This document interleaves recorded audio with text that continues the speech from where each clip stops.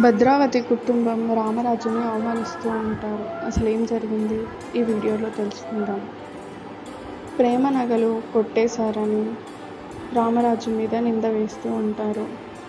రామరాజు ప్రేమని వేదావతి ముందు నించోబెట్టి, ఈ అమ్మాయి నగలు ఇంటి వాళ్ళు నీకు ఇచ్చారా అని అడుగుతాడు. వేదావతి సైలెంట్గా ఉంటుంది. రామరాజు గట్టిగా, నిన్నే అడిగేది చెప్పు అని అంటే వేదావతి ఇచ్చారు అని అంటుంది. నేనేమనుకుంటున్నా అంటే, ప్రేమ నగలు వాళ్ళు ఇవ్వగానే వేదావతి రామరాజుకి ఒక మాట చెప్పుకుంటే అయిపోయేది. ఇప్పుడు ఇన్ని అవమానాలు తప్పేవి. వేదావతి చెప్పిన మాటలు విని రామరాజు షాక్ అవుతాడు. భద్రావతి ఇంకా రామరాజుని అవమానంగా మాట్లాడుతూ ఉంటుంది. సీతాపతి కూడా మాట్లాడుతాడు. కోడలి నగల కోసమే రామరాజు ఎదురు చూస్తున్నట్టు అవమానంగా మాట్లాడతాడు. భద్రావతి కూడా రామరాజు ఇలా అంటుంది, నీకంటే నీచంగా బతికే వాళ్ళని చూసాం, కానీ అడుక్కొని తినైనా బతకవచ్చు, కానీ కోడలి నగల కోసం, వాళ్ళు సంపాదించిన పైసల కోసం ఆశించేవన్నీ నిన్నే చూస్తున్నాను అని అవమానంగా మాట్లాడుతుంది. అది విని వేదావతి, మీరేమన్నా అనాలని అనుకుంటే నన్ననండి, ఆయన తప్పేం లేదు ఇందులో, ఆయనకి ఈ విషయం తెలీదు నగల గురించి అని ఎంత చెప్పినా కూడా వాళ్ళు వినకుండా రామరాజుని అవమానిస్తూనే ఉంటారు. ఇదంతా జరుగుతుండగా వేదావతి వాళ్ళ అమ్మ, ప్రేమ నగలు ఆ ఇంటి కోడలిగా వాళ్ళకే హక్కు ఉంటుంది, అది మనం అడిగే హక్కు మనకు ఉండదు పుట్టింటి వాళ్ళకి అని సర్ది చెప్పి ఇంట్లోకి తీసుకువెళ్తుంది వాళ్ళని.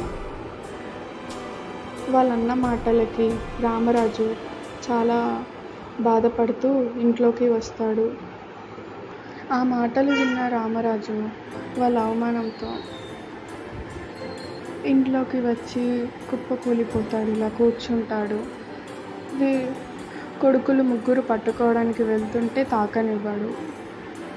ఇలా అంటాడు రామరాజు వాళ్ళతో, విన్నారు కదరా, వాళ్ళు ఏమన్నారో విన్నారు కదరా, ఒక ఆడపిల్ల సంపాదనతో బతికే నీచమైన బతుకుంటున్నది అని అంటాడు రామరాజు.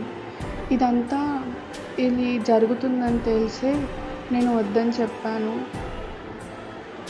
ఇలాంటిది ఏది జరగకుండా ఉండాలని నేను ప్రేమని వెళ్ళొద్దని చెప్పాను అని అంటాడు రామరాజు బాధతో. రామరాజు చెప్పినట్టు నిజంగా నడుచుకొని ఉంటే ఈరోజు ఈ అవమానం జరిగి ఉండేది కాదు కదా అని నేను అనుకుంటున్నాను.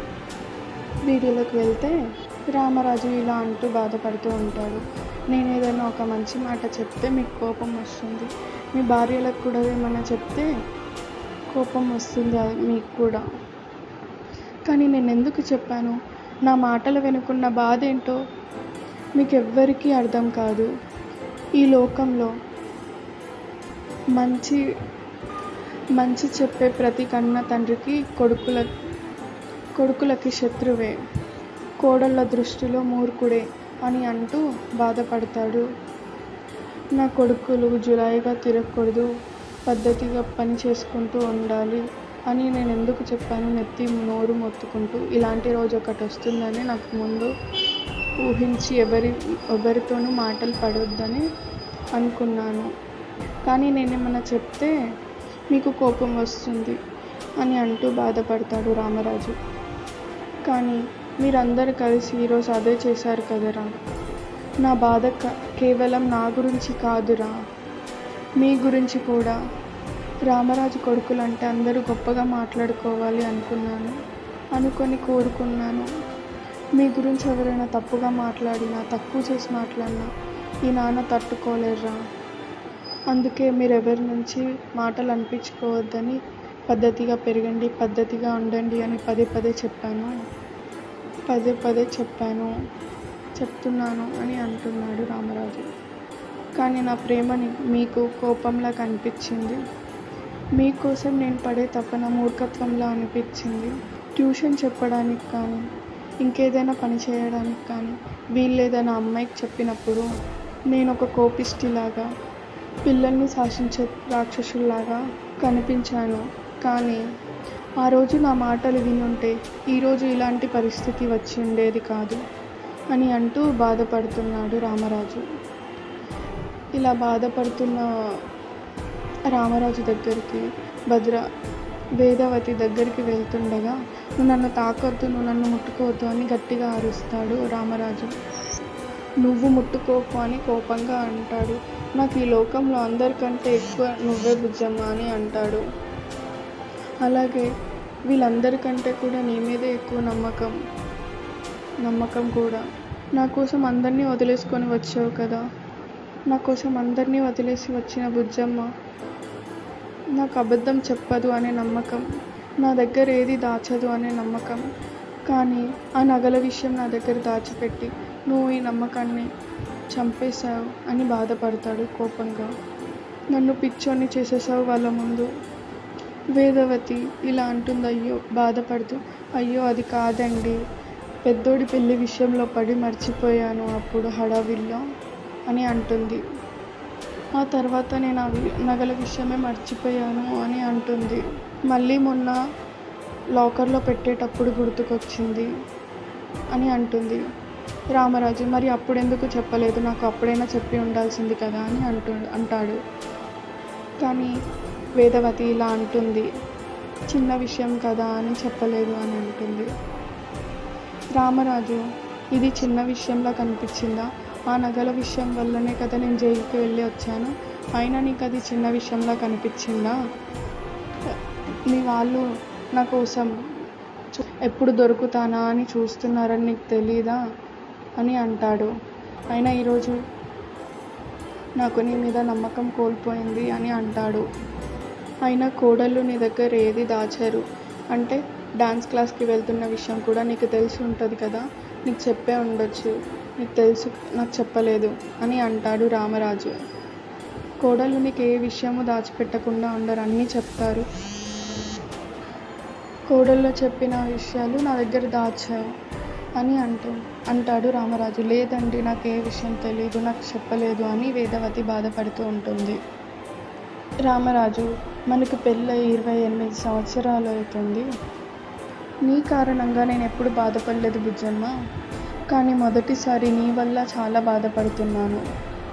మొదటిసారి భరించలేదంత బాధని చూస్తున్నాను నీ మూలంగా అని అంటాడు రామరాజు బాధపడుతూ. ఈ మాటలు విన్న వేదవతి కూడా చాలా బాధపడుతుంది. అన్నిటికంటే ముఖ్యంగా మొదటిసారి నిన్ను నమ్మాలంటే భయం వేస్తుంది అని అంటాడు. ఆ మాట విని వేదవతి కొంచెం దూరంగా వచ్చి చాలా బాధపడుతూ ఉంటుంది, ఏడుస్తుంది. ప్రేమ దగ్గరికి వెళ్ళి ముట్టుకుంటుంటే వేదవతి ముట్టుకోనివ్వకుండా నీ వల్లే ఇన్ని మాటలు చూసావా అని అంటుంది. మీ మామయ్య నన్ను ఏమంటున్నారో విన్నావా అని అంటుంది.